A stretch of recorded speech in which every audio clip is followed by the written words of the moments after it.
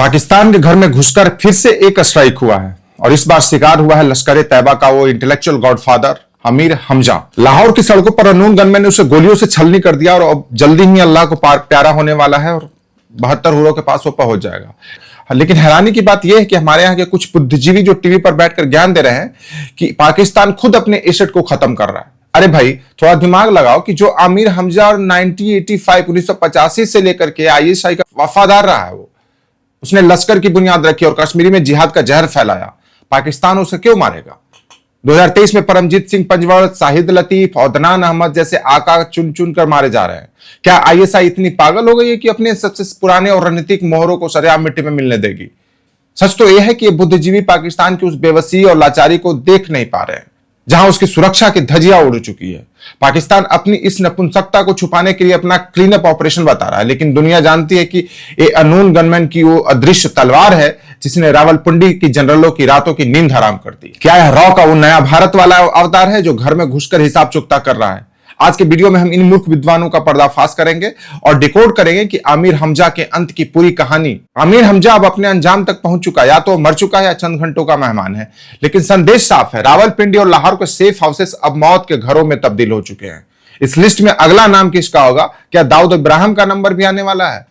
जब 1989 में लश्कर तैयबा का गठन हुआ तो हमजा इसका फाउंडिंग मेंबर बना। हाफिज सईद अगर चेहरा था तो आमिर हमजा वो दिमाग था जो लश्कर की सेंट्रल एडवाइजरी काउंसिल को कंट्रोल करता था। उसका काम था प्रोपेगेंडा और यूथ रेडिकलाइजेशन। उसने दावा के कॉन्सेप्ट को जिहाद से जोड़कर कश्मीर की घाटी में नफरत का वो बीज बोया जिसकी आग आज भी सुलग रही है।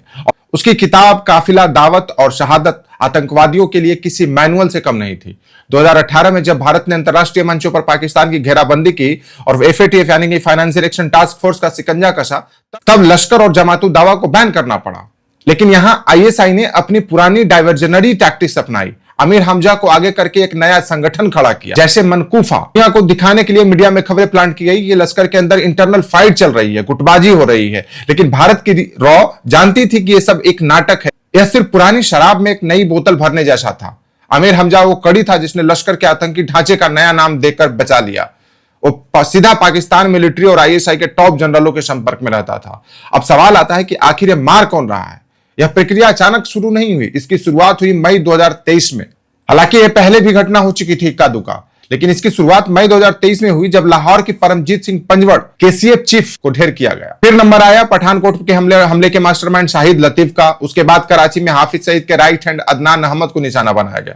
अभी हाल ही में सरबजीत सिंह के कातिल और अमीर सरफराज तांबा को लाहौर में खत्म किया गया। एक कोई इत्तेफाक नहीं था, एक प्री प्लान्ड और सर्जिकल प्रिसीजन के साथ की जा रही कार्रवाई है। जो बुद्धिजीवी इसे पाकिस्तान का अपना काम बता रहे हैं वो मूर्ख हैं। पाकिस्तान के पास आज आर्थिक संकट इतना ज्यादा है कि अपने डिफेंस बजट को नहीं संभाल पा रहा है, तो अपने सबसे वफादार और पुराने जासूसों को क्यों मारेगा? आमिर हमजा जैसे लोग आईएसआई के इन्वेस्टमेंट थे, उन्हें खोना पाकिस्तान के लिए एक बहुत बड़ा रणनीतिक नुकसान है। दुनिया आज एक नया नैरेटिव देख रही है कि वो समय है जब आतंकवाद के आकाओं को उनके बेडरूम में घुसकर सजा दी जा रही है। पाकिस्तान का प्रोपेगेंडा तंत्र अब पूरी तरह फेल हो चुका है। आमिर हमजा का जाना लश्कर की उस इंटेलेक्चुअल स्पाइन का टूटना है जिसने दशकों तक भारत के खिलाफ जहर